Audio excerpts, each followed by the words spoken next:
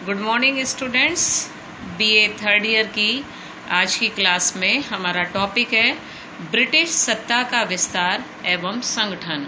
First part में ये topic हमारा है और इसमें आप देखिएगा अंग्रेज किस तरह से भारत में आए, उन्होंने यहाँ अपनी सत्ता स्थापित की।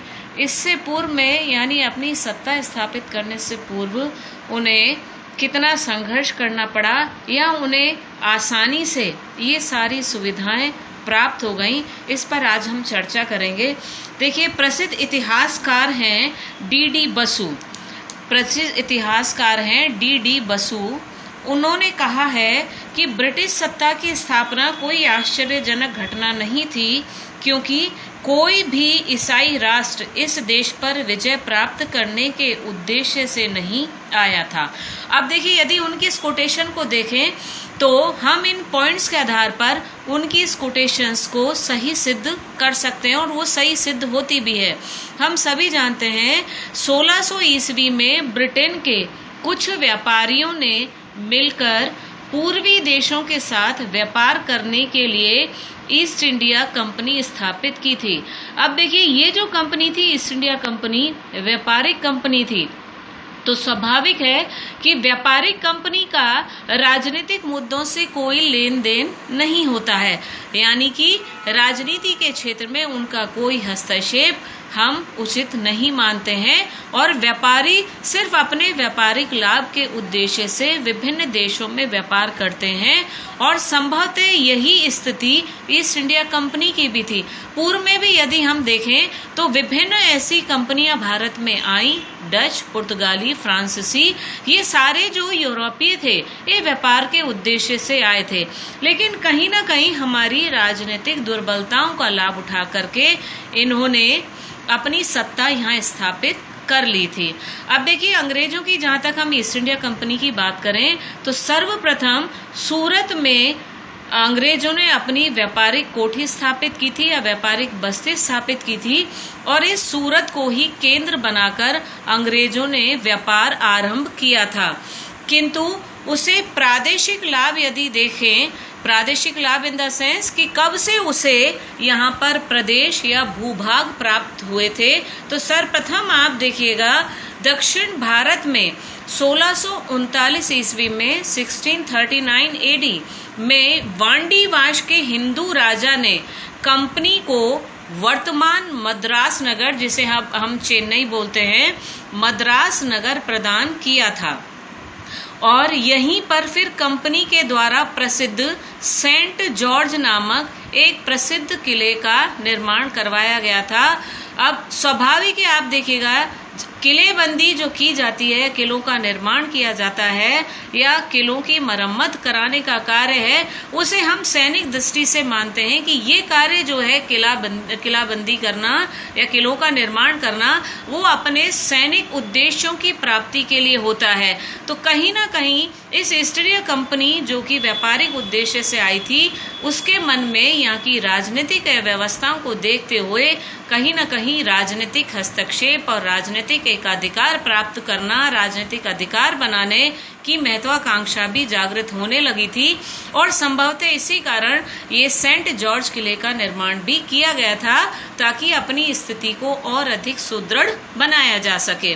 फिर इसके बाद आप देखिएगा पुर्तगालियों से, यदि आपको याद हो, हम लास्ट टॉपिक में भी अपने पहले कर चुके हैं, जब पुर्तगालियों और अंग्रेजों का यहाँ पर प्रतिस्पर्धात्मक संघर्ष हुआ था तो दोनों के बीच में जब पुर्तगाली परास्त हो गए थे युद्ध में तो वैवाहिक संबंध स्थापित हुए थे और पुर्तगालियों ने बंबई का जो उनका प्रदेश था वो अंग्रेजों को दहेज के रूप में दिया था।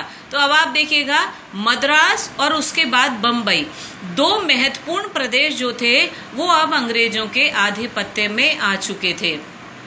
इससे पूर्व आप देखिएगा 1651 ईस्वी में कंपनी ने हुगली बंगाल में है, हुगली को अपना केंद्र बना करके यहाँ व्यापार की शुरुआत की थी और इसके बाद 1693 ईस्वी में मद्रास के पास 3 गांव की जमींदारी भी अंग्रेजों को प्राप्त हुई थी।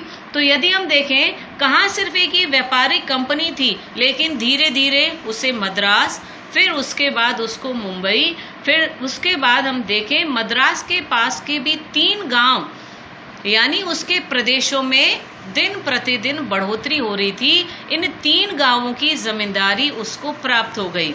1696 ईस्वी में हम देखें 12,000 रुपये वार्षिक भुगतान के बदले बंगाल के 3 गांव, बंगाल हम सभी जानते हैं भारत का एक समृद्ध प्रदेश रहा है और वर्तमान में भी बंगाल एक समृद्ध राज्य के रूप में स्थित है।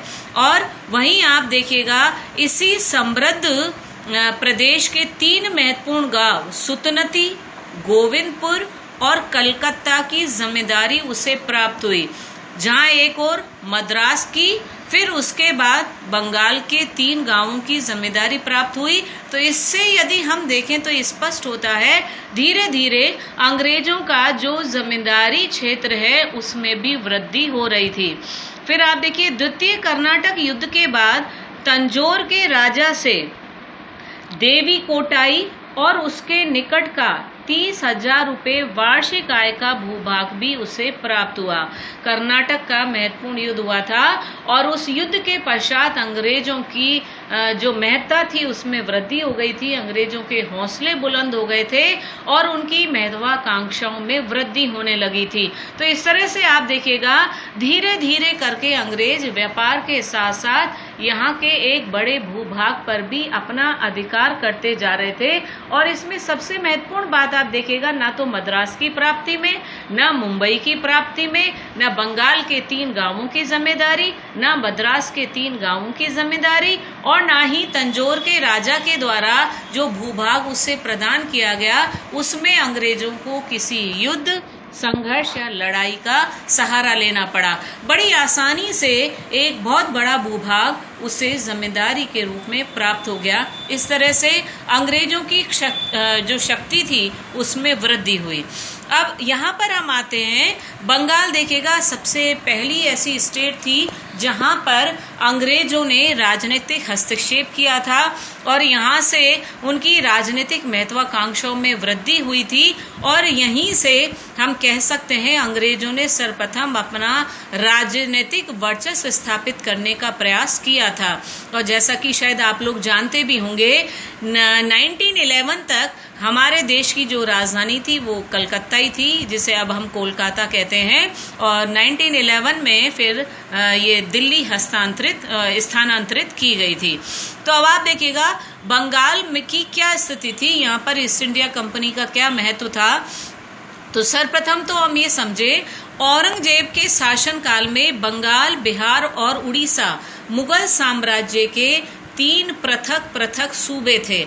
यानी इन तीनों को अलग अलग सूबों में विभाजित करके बंगाल में अलग अलग सूबेदार नियुक्त किए गए थे। और इसी में आप देखिएगा मुर्शीद कुली जफर खां को स्वयं औरंगजेब ने बंगाल का सूबेदार नियुक्त किया था, मुर्शीद कुली जफर खां। और इसके बाद आप देखिए जैसा हम बार बार बात करते हैं कि औरंगजेब की मृत्यु के बाद हम देखें मुगल साम्राज्य धीरे धीरे पतनोन्मुख अवस्था में पहुंच गया था। और यही वजह है कि ये जो 3 महत्वपूर्ण सूबे थे बंगाल, बिहार और उड़ीसा, इन तीनों सूबों के जो सूबेदार थे वो स्वतंत्र शासक की भांति कार्य करने लगे थे और केंद्रीय सत्ता का शिकंजा उनके ऊपर धीरे धीरे कम होता जा रहा था, क्योंकि कोई भी औरंगजेब का उत्तराधिकारी इन तीनों सूबों पर अपना नियंत्रण मजबूत करने में सफल। इसका एक ये भी था कि राजधानी दिल्ली से ये तीनों सूबे जो थे वो काफी दूर स्थित थे और उनकी अयोग्यता इन दूरस्थ क्षेत्रों को अपने अधिकार में रखने में सफल नहीं हो पाई। फिर इसके बाद आप देखिए जैसा भी हमने बात की थी कि 1651 ईस्वी में अंग्रेजों द्वारा पहली व्यापारिक बस्ती हुगली में स्थापित की गई थी और ये हुगली आपके बंगाल में ही पड़ता है। तो हम ये कह सकते हैं बंगाल के अंदर अंग्रेजों ने जब व्यापार की शुरुआत की तो वो शुरुआत हुई थी हुगली से। फिर इसके बाद आप देखिए अब इन्हें यहाँ सुविधाएं, ऐसा नहीं है कि इन्हें ये सुविधाएं अभी प्राप्त हुई थी। हम देखते हैं मुगल सम्राट शाहजहां जो कि एक बहुत ही योग्य बादशाह था और महत्वाकांक्षी भी था और काफी समझदार भी था, लेकिन कहीं ना कहीं उसने भी ये गलती कर दी और उसकी इस गलती का लाभ उठा करके अंग्रेज बंगाल में अपने व्यापार को मजबूत करने में सफल हो सके। शाहजहां के द्वारा बंगाल में अंग्रेजों को न केवल व्यापार करने की अनुमति प्रदान की गई, बल्कि आप देखिएगा इन अंग्रेजों को चुंगी मुक्त निर्यात की अनुमति भी प्रदान कर दी गई थी। यानी यहाँ से अंग्रेज जो भी अपना माल भेजेंगे उस माल पर उन्हें निर्यात करने के लिए किसी प्रकार का टैक्स पे नहीं करना पड़ेगा।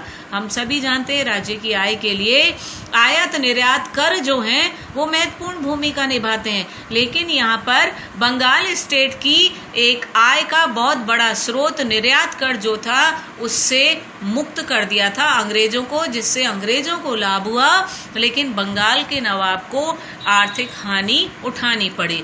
फिर आप देखिएगा शाहजहां से भी कहीं बढ़कर कार्य किया था 1717 ईस्वी में फर्रुखशियर द्वारा। इसे भी हम ये कह सकते हैं, ये फर्रुखशियर ने जो उदारता दिखाई थी वो शाहजहां से भी कहीं ज्यादा महत्वपूर्ण उदारता अंग्रेजों के लिए सिद्ध हुई थी, क्योंकि फर्रुखशियर द्वारा एक फरमान जारी करके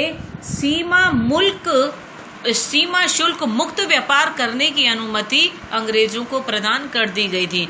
यानी अंग्रेजों का सामान जब इन तीनों सूबों बंगाल, बिहार और उड़ीसा में आएगा या इन तीनों सूबों से बाहर जाएगा तो उसके लिए किसी प्रकार का सीमा शुल्क अंग्रेजों को नहीं देना पड़ेगा।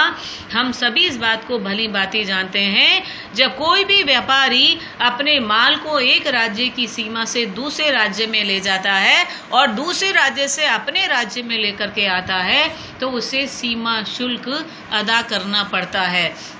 तो ये अंग्रेजों के लिए निश्चित रूप से एक बहुत फायदे का सौदा था इस फरमान का प्राप्त होना। अब देखिए, अभी जैसा मैंने आपको बताया था कि दुर्बल मुगल उत्तराधिकारियों के कारण इन तीनों सूबों के जो सूबेदार थे वो स्वतंत्र शासक की भांति शासन कर रहे थे। अब देखिए, ये सूबेदार स्वतंत्र शासक बन गए थे और अंग्रेजों और इनमें मतभेद उत्पन्न हो गए थे। इन सूबेदारों से अंग्रेजों के मतभेद उत्पन्न होने का सबसे महत्वपूर्ण कारण क्या था? ये अपने स्वतंत्र व्यापार को, यानी ये जो सूबेदार थे अपनी सूबे के अंदर अपने व्यापार को बढ़ावा देने के लिए अपने यहाँ के व्यापारियों को वरीयता दे रहे थे। लेकिन वहीं जब ये फरमान प्राप्त हो गया था अंग्रेजों को फर्रुखशियर से, तो अंग्रेज जो हैं वो अपना व्यापार बढ़ाने में लगे थे और सूबेदार अपना व्यापार बढ़ाने में लगे थे। तो स्वाभाविक है उस व्यापारिक प्रतिस्पर्धा में दोनों के बीच मतभेद उत्पन्न होना एंड इन फ्यूचर दोनों के बीच युद्ध होना भी संभव था। और शायद यही एक कारण है कि भविष्य में जो युद्ध लड़ा गया, चाहे वो प्लासी का युद्ध हो, उस युद्ध का कारण कहीं ना कहीं ये अपने अपने एकाधिकार को लेकर के जो संघर्ष की शुरुआत हुई थी बिटवीन सूबेदार्स एंड ब्रिटिशर्स, ये आगे चल करके बंगाल, बिहार और उड़ीसा के लिए घातक सिद्ध हुई थी। अब आप देखिए, हम बात करते हैं बंगाल के शासक या बंगाल के नवाब अलीवर्दी खां की। अलीवर्दी खां एक बहुत ही योग्य पराक्रमी सेना नायक था जिसने 1740 से 1756 ईस्वी तक बंगाल में शासन किया।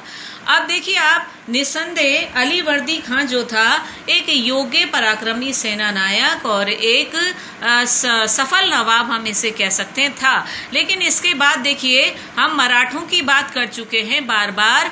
मराठे भी इस समय काफी मजबूत स्थिति में थे और उत्तरी भारत के विभिन्न क्षेत्रों पर ये बार बार आक्रमण किया करते थे और लूटमार किया करते थे।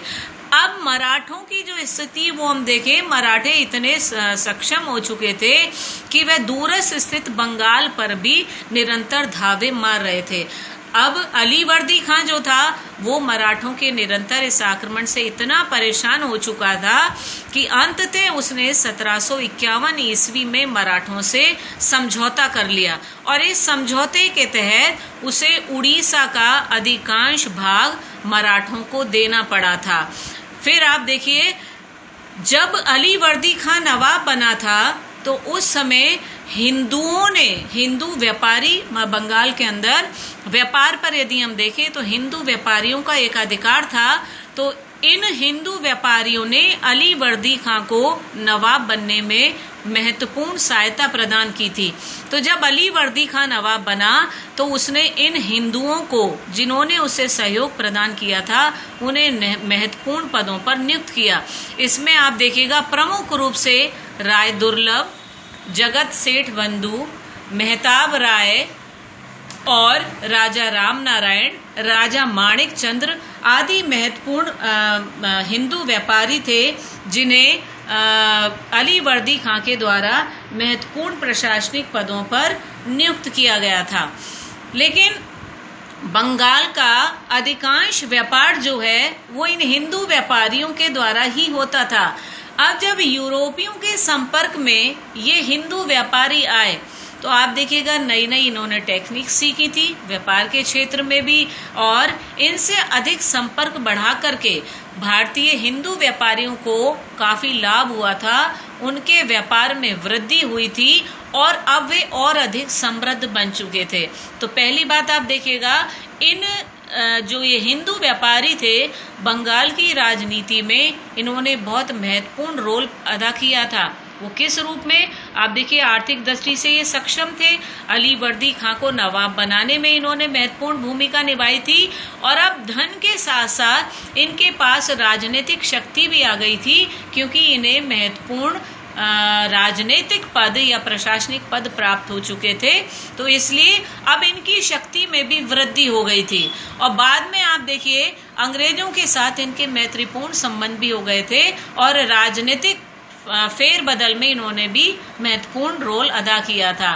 फिर आप देखिए, अभी तक ये जो व्यापारी थे इनके व्यापार में वृद्धि हुई और ये काफ़ी समृद्ध हो गए, और बंगाल से कृषि पदार्थों के अलावा सूती वस्त्र या सूती कपड़े और रेशम का भी निर्यात किया जाता था। हिंदू व्यापारियों और अंग्रेजों में मित्रता अधिक होती जा रही थी। आप देखिए, ये जो हमारे यहाँ व्यापार होता था, सूती वस्त्र और रेशम का जो निर्यात किया जाता था, ये हमारी आय के बहुत बड़े स्रोत थे। अब जैसे जैसे अंग्रेज यहाँ व्यापारिक एकाधिकार अपना बनाते गए, हमारे इन महत्वपूर्ण व्यापारिक चीज़ों पर उनका अधिकार होता चला गया था। अब हम बात करते हैं, देखिए, अली वर्दी खां और अंग्रेजों के बीच संबंध की। अंग्रेजों और अली वर्दी खां में कभी भी मैत्रीपूर्ण संबंध नहीं रहे। इसका कारण ये था कि अंग्रेज जो थे वो पूर्व में ही बहुत व्यापारिक सुविधाएं प्राप्त कर चुके थे।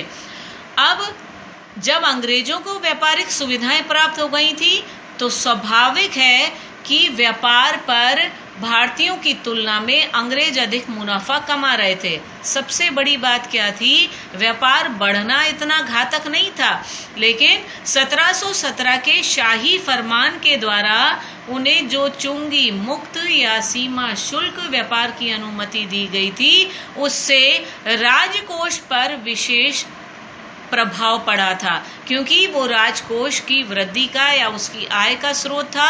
तो इस फरमान ने राज्य की आय में कमी कर दी थी। फिर दूसरी ओर हम देखें, यदि अंग्रेज फिर भी यानी 1717 के फरमान के नियमों के अनुसार ईमानदारी से व्यापार करते, तब भी राजकोष पर कोई विशेष असर नहीं होता। लेकिन कंपनी ने इन अधिकारों का दुरुपयोग करना प्रारंभ कर दिया था। परिणाम स्वरूप राजकोष को काफ़ी घाटा हो रहा था। तो ये आर्थिक हानि जो थी राजकोष की, ये अली वर्दी खां और अंग्रेजों के मध्य तनाव का सबसे महत्वपूर्ण कारण रही थी। फिर हम यदि विवाद का दूसरा कारण देखें, कंपनी के राजनीतिक इरादे। अब देखिए, यहाँ पर ये राजनीतिक इरादे क्या थे? कर्नाटक युद्धों में कंपनी को काफ़ी सफलता प्राप्त हुई थी, और उस सफलता के चलते हुए कंपनी का आत्मविश्वास बढ़ गया था, और इसीलिए उसकी महत्वाकांक्षाओं में भी वृद्धि होने लगी थी। और अब बंगाल में भी वे अपनी स्थिति को मजबूत करने के प्रयास में जुट गए थे। अतः दोनों के बीच नवाब के बीच और अंग्रेजों के बीच इस प्रकार का संघर्ष होना, इस प्रकार के मतभेद उत्पन्न होना स्वाभाविक था। उसकी राजनीति की जो अंग्रेजों की जो राजनीतिक महत्वाकांक्षाएं थी, उन्होंने अली वर्दी खां और उसके बीच इस तरह का तनावपूर्ण स्थिति उत्पन्न कर दी थी। फिर आप देखिए, अली वर्दी खां द्वारा अंग्रेजों को किसी प्रकार की किलेबंदी या सेना के गठन करने से रोकने के लिए कहा गया था। लेकिन यहाँ आप देखिएगा, उस फ्रांसीसी भी और अंग्रेज भी दोनों को उसने किलेबंदी करने और अस्त्र शस्त्र रखने की मनाही की थी। लेकिन नवाब की इच्छा के विरुद्ध ईस्ट इंडिया कंपनी ने एक स्वयं सेवक सेना का गठन कर लिया था। और ईस्ट इंडिया कंपनी की ये जो सेना का गठन था, जिसे स्वयं सेवक सेना का नाम दिया गया था, ये भी नवाब और अंग्रेजों के बीच या कंपनी के बीच मतभेद का एक महत्वपूर्ण कारण थी, क्योंकि इससे अंग्रेजों के इरादे जाहिर होने लगे थे कि अंग्रेज भविष्य में राजनीतिक अधिकारों की भी प्राप्ति के लिए पुनः मांग करेंगे। जिस प्रकार उन्होंने धीरे धीरे अपनी व्यापारिक मांगों को बढ़ाया है, ठीक इसी प्रकार से वो अपने आप को सैनिक दृष्टि से मजबूत बना करके राजनीति में भी अपना हस्तक्षेप करेंगे। फिर आप देखिए, मराठों की लूटमार से अंग्रेजों ने यहाँ के स्थानीय लोगों को बचाया था। ये जो स्वयं सेवक सेना गठित की गई थी अंग्रेजों के द्वारा, इसके द्वारा क्योंकि मराठे निरंतर धावे मार रहे थे और स्वाभाविक है कि लगातार आक्रमणों से यहाँ की जो स्थानीय प्रजा थी वो दुखी हो गई थी।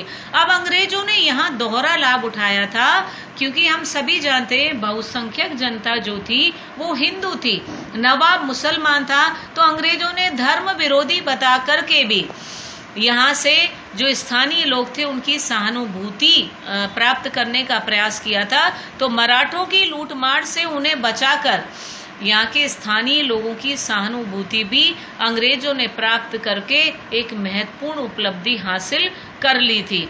फिर आप देखिए, 1756 ईस्वी में सप्तवर्षीय युद्ध जो फ्रांसीसियों और अंग्रेजों के बीच यूरोप में हो रहा था, उस युद्ध के परिणाम स्वरूप दक्षिण भारत में दोनों कंपनियों की संघर्ष की शुरुआत होने लगी थी। किंतु नवाब, क्योंकि अली वर्दी खां जैसा मैंने आपको बताया एक बहुत ही योग्य नवाब रहा है और किसी प्रकार से उसमें शासक के गुणों का अभाव नहीं था। जब उसने ये परिस्थितियां देखी, फ्रांसीसी और अंग्रेजों के बीच में संघर्ष की शुरुआत हो चुकी है और अपनी यूरोपीय भड़ास को वो यहाँ भी निकाल सकते हैं, वो इस बात को भली भांति जानता था।